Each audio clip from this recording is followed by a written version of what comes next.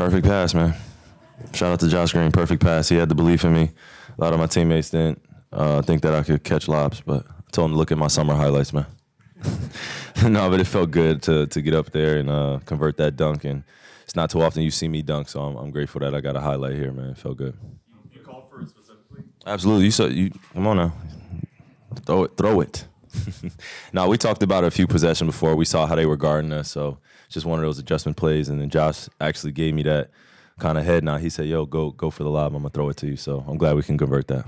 I'm pretty sure you heard the crowd. You kind of feed up what you could know. Yeah, just like any other basketball game. But it felt like being back. It felt like I was home tonight. Getting here early, warming up. Just getting a good sense of the rims and the atmosphere, what it was going to be like, and just mentally preparing myself before the game, and just letting the game come to me and allowing the basketball guys to do the rest. Just try to get as much sleep yesterday and come in with an open heart, open mind to see a lot of my friends and family that I've made here and put on a great show for them. You said, Kyrie, that you don't need that necessarily pop and circumstance for these kind of games to come back. But for you personally, after spending a few years here, what did you sort of think about, and what do you think about when you think about your time with the Nets? I don't think about it too often now. Pretty much at peace with what happened and spending time here. I wish a lot of the guys well, a lot of the people that I've gotten a chance to get to know. We have relationships that extend off the basketball court, and that's all I can ask for. So as a person, again, I felt like I was at home whether I was playing a game or not. Got to see a lot of smiles, got to make some kids really happy. And that's what this job is about at the end of the day. It's the next generation and making sure they stay inspired and they see me out there doing my thing and really getting my teammates involved. Just want to leave a great legacy for them, no matter who I'm playing for. So, obviously it was emotional. You could see my emotions running on out there, but after that, just pretty much focus on winning the basketball game. So you got to see your sister right after the game. Do you have a bunch of family here? Yeah, I had a bunch of family here, man. That's what makes this environment so special. Even when I wasn't a Brooklyn Net, I would come home and a lot of my family would be here supporting me, and that makes the world of difference.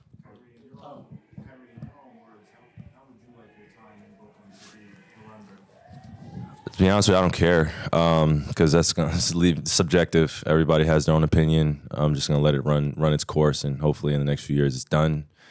I know a lot of my peers could say the same. Tired of the baggage that comes with playing our former teams and all of this extra emotional conversations and diatribes that come from it. It's part of our game, but at the same time, it's just basketball. So just want to focus on that and all the uncontrollable things that didn't work out or the circumstances that were uncontrollable that didn't go in our favor.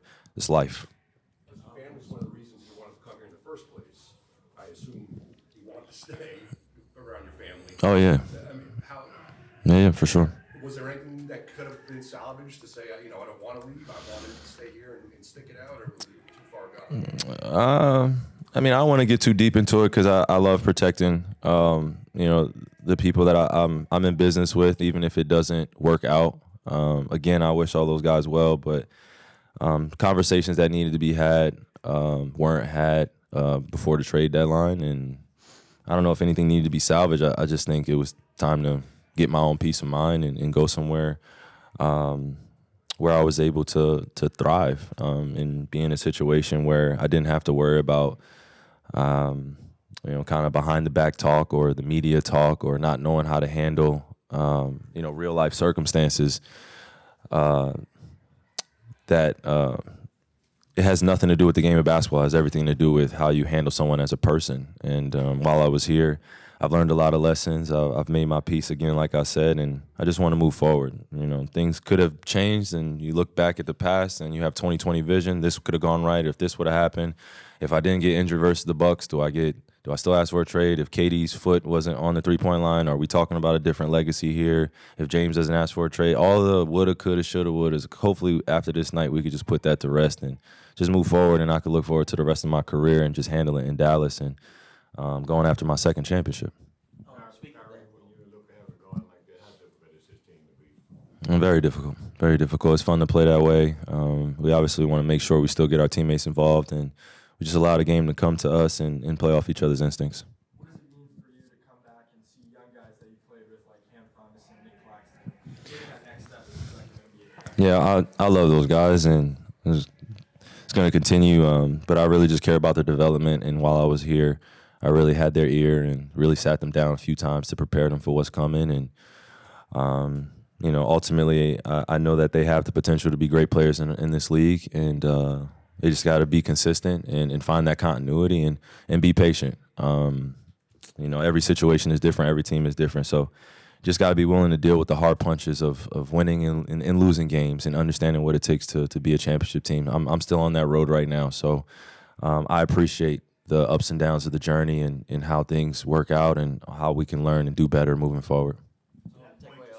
Beyond those two, just what do you kind of think of the state of your former team? You've now played them twice this year. Man, I think when you trade some franchise players and things are mixed around, it's going to look different. It's going to feel different. You had some of the best players in the world playing on this court, playing at Barclays. I think a lot of the fans and true supporters appreciated us and what we did here. But now it's time to start fresh over, and it's no longer the same pressure that was here before of championship now and who you have on the team. So I think the environment's a little bit different, but those young guys will be fine. They have great heads on their shoulders. They work at their crafts. And they got to learn from me, KD, and James, and a few other great players that they've been alongside. So I'm happy for them, but they'll be okay. More guys. Like narratives aside and all that stuff like that. We've talked before about how you've been basically in the Buckeyes since you were 17. Yep. How does it feel to just be back home? Period. Like just seeing your family and just like. Yeah, man, I'm a New Jerusalem or New Jersey kid all the way through and through, man. I played a lot of games in the city. I played in all the boroughs. If you don't know anything about my journey or story, I have a lot of family in New York City, a lot of foundational growth here. I spent a lot of my childhood in the Bronx, New York, specifically the Mitchell Projects. My whole family comes from there, Harlem as well. So everything that I've learned about myself has come from being in the city and being in Jersey. So when I got an opportunity to play for the New Jersey Nets or play for the Brooklyn Nets, I always make that mistake because for me, it was a childhood dream. I left the NBA Finals game watching J. Kidd play, watching Kerry Kittles play, watching Kenyon Martin play. And I left that game. I was sitting up in the nosebleeds with my dad and my sister, and I went home, and that's when I decided I wanted to become an NBA player. So that's what I'm talking about in terms of the next generation watching. I got to experience the highs and lows of being a part of 2 Eastern Conference Finals, watching them get very close and be defeated. But what I learned is I don't want that to be us, and that was the motivation and the drive. Obviously, I fell short in terms of the championship aspirations, but for me, I think it was bigger than a championship here. I had to really take some moral stances that propelled me into a place in my life that I had to become accustomed to. There were some political things that were going on here as well that I couldn't control, that I was responsible for. There were some things that I did on my accord that I look back on and they were mistakes, and I have to be accountable for those things. I'm not perfect, but one thing I can say is I've been able to learn from things and continue to push forward, man. Now I'm around some good people. And that's all that matters, man, surrounding yourself with some good folk. Yep.